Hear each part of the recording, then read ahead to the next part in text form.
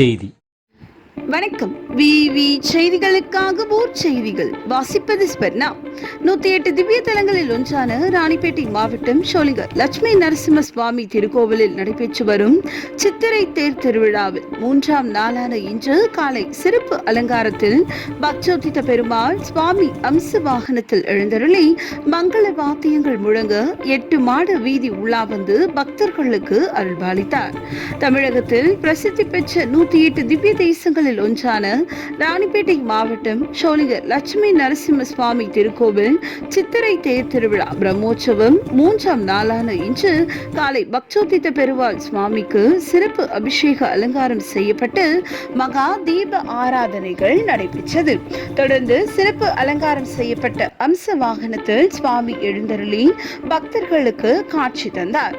மங்கள வாத்தியங்கள் முழங்க 8 மாட வீதி உலா வந்து பக்தர்களுக்கு அருள்பாலித்தார். சுவாமிக்கு திரளான பக்தர்கள் வீடுதோறும் கற்பூர ஆரத்தி காண்பித்து வழிபட்டனர்.